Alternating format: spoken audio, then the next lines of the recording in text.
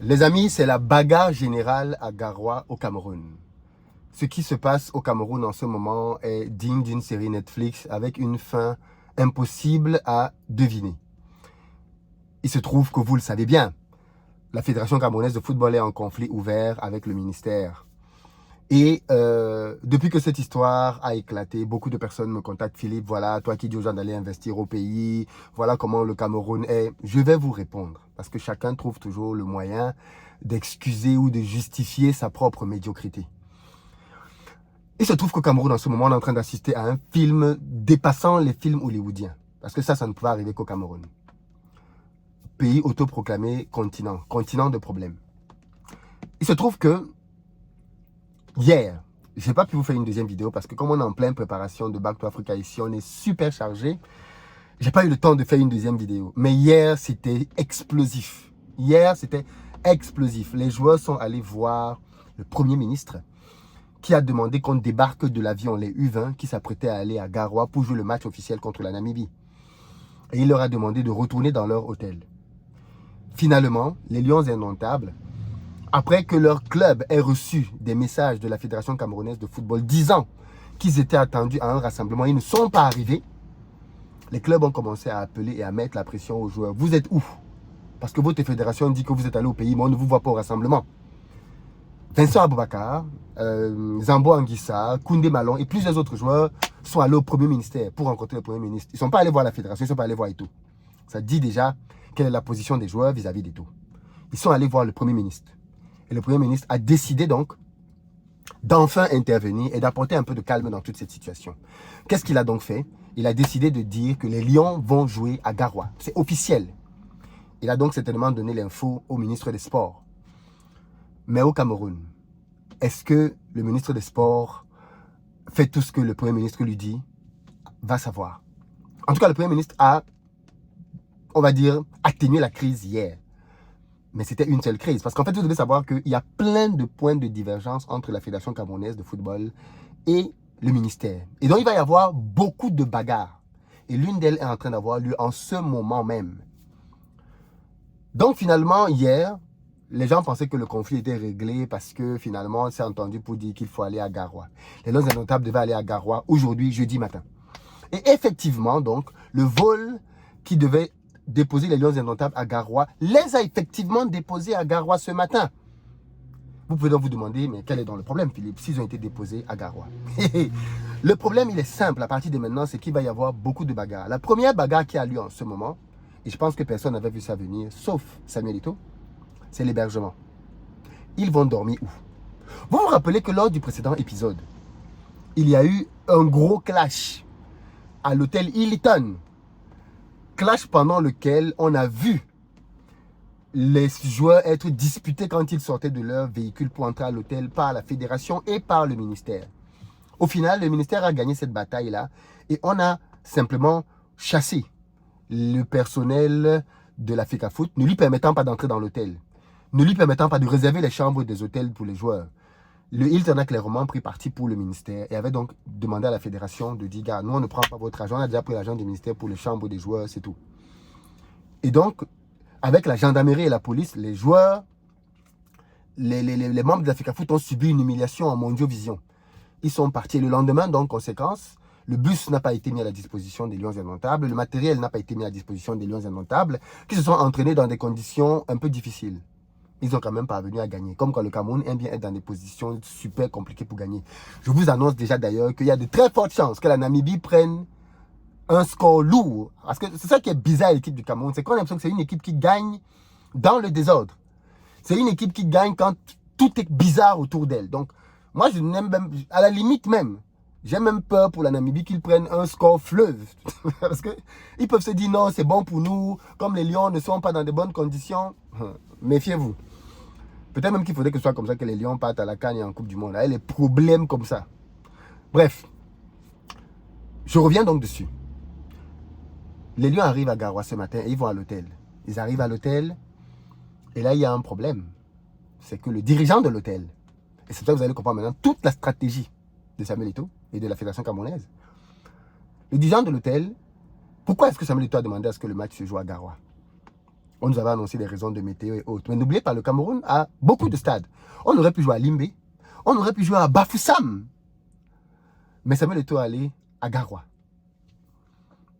Il se trouve que l'hôtel qui a la capacité, le standing pour accueillir les Lions indomptables à Garoua, il n'y en a pas 10. Cet hôtel donc a accepté l'argent de la Fédération camerounaise de football. Puisque ça fait plusieurs jours, n'est-ce pas, que la Fédération demande qu'on aille jouer à Garoua. Donc la Fédération avait déjà prévu les dispositions pour Garoua.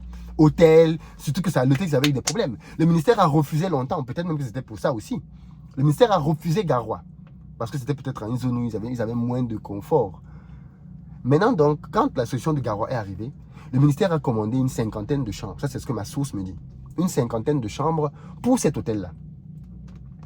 Le monsieur leur a dit, OK. Aujourd'hui, le ministère et les joueurs arrivent. Qu'est-ce qu'on constate? C'est la réservation de la Fédération camerounaise de football qui est appliquée. Et dans cette réservation, qu'est-ce qu'on constate? Il y a la place pour le sélectionneur, il y a la place pour les joueurs, il y a la place pour le staff. Mais quel staff? Le staff de la Fédération camerounaise. Et donc, Marc Brice a fait comprendre, Marc Brice est le sélectionneur camerounais, qu'il est impossible que le staff de la Fédération camerounaise de football se retrouve à vouloir l'accompagner pour ce match. Et on pourrait se dire, mais de quoi il se mêle Marc Brice? Il n'a qu'à prendre le staff des Lions, ainsi de suite. Mais mettez-vous à la place aussi quand même de Marc Brice. Parce que là aussi, on pourrait se dire que le staff a commis une gaffe. Les Lions se sont entraînés à Yaoundé depuis le début du stage. Avec un staff, un préparateur physique, un entraîneur des gardiens et tout un nombre de personnes autour d'eux pour préparer ce match. Le staff de la fédération n'est pas venu. Ils auraient pu venir pour qu'on leur dise, vous venez faire quoi ici, foutez le camp. Au moins, ils auraient acté qu'ils sont venus au lieu où il y avait les entraînements, on ne les a pas reçus. Ils sont allés ailleurs. Maintenant que le match est... Alors, nous sommes à la veille quasiment du match, l'avant-veille. Ils débarquent et ils disent qu'ils veulent être le staff des joueurs. Mais comment vous voulez qu'on change de staff à 1 ou 2 jours? Ça va encore créer une autre crise. Donc Marc Brice dit, les gars, mon staff, c'est celui avec qui j'ai commencé le stage depuis le début. Je ne peux pas changer de staff. Et si vous maintenez le staff des Lions, moi, je ne dors pas dans cet hôtel. Donc, au moment où je vous parle, il y a une crise entre les joueurs, parce qu'il y a eu des représentants des joueurs, donc parce qu'ils sont en réunion de crise, à un moment où je parle là. Dans la réunion de crise, on a Zambo Anguissa, on a Vincent Aboubakar, on a Koundé, on a André Onana, quelques anciens comme ça. On a le ministre des Sports, on a le responsable de l'hôtel et on a le responsable de la FECAFOOT parce que Samuel Eto'o n'est pas là. Qui sont en train de discuter pour essayer de sortir de cette crise. Et ce qu'on est en train de vivre là va se perpétuer à tous les endroits où ça va être possible. C'est-à-dire que chaque fois qu'ils vont être en désaccord, il va y avoir une crise. Chaque fois qu'ils vont être en désaccord, il va y avoir une crise. Crise, crise, crise, crise. Petit rappel les amis, les promotions pour Back to Africa, ça se termine aujourd'hui. Donc si vous n'avez pas encore pris votre place, c'est le dernier moment que vous pouvez le faire au tarif préférentiel. Dans la barre de description, vous avez un lien pour ça. Allez prendre vos places maintenant. Back to Africa, c'est dans un peu plus de 3 semaines maintenant. C'est l'événement au cours duquel on va parler de business pour savoir comment générer des revenus supplémentaires pour être libre financièrement. Parce que toutes ces histoires même de fédération de football là, c'est parce que la fédération n'est pas autonome financièrement. Quand vous n'êtes pas libre financièrement, vous n'êtes pas libre. Vous êtes à la merci de quelqu'un qui décide de votre humeur, qui décide de ce que vous allez faire ou pas. Bref, soyons indépendants financièrement. C'est le meilleur moyen que nous avons pour être réellement libres. Donc pour revenir donc sur l'épisode qui se tient en ce moment, je ne sais pas comment vous voyez les choses. C'est vrai que l'image du Cameroun est fortement salie une fois de plus. Et c'est vrai que ça laisse bien évidemment penser que tout est pourri au pays, mais ce n'est pas vrai. Ce n'est pas vrai du tout. La vérité, c'est que le Cameroun, comme beaucoup de pays africains, se cherche. Cherche sa transition, on a un conflit de génération entre une génération qui est là depuis très longtemps, une qui arrive et qui a une autre manière de voir, qui veut prendre la place, qui veut prendre le pouvoir, et une ancienne génération qui veut garder le pouvoir. L'année 2025 s'annonce être importantissime au Cameroun. On a une élection majeure, l'élection présidentielle. Est-ce que le président Paul Biya va se représenter? Est-ce qu'il va y avoir un successeur à Paul Biya dans son parti? Est-ce que les opposants comme Maurice Kamto, comme Cabral Libby vont faire front commun pour avoir un seul front de l'opposition, comme on a vu dans d'autres pays comme le Sénégal? Est-ce qu'ils vont aller en rang dispersé? Il y a beaucoup de questions qui se posent autour de cette élection de 2025. Quoi qu'il en soit, c'est une année charnière pour le Cameroun. C'est une année vraiment charnière pour le Cameroun. Ceux qui disent qu'ils ne peuvent pas faire de business à cause de ces raisons, bien évidemment que c'est un prétexte. Les gens font du business même en période de guerre. Les gens font du business même dans des pays dans lesquels il y a des transitions. Les gens font du business dans des pays dans lesquels il y a de l'insécurité, du terrorisme. Tous ceux qui essayent de se cacher derrière ce genre de choses, pour ma part, essayent juste de justifier le fait qu'ils ne fassent rien.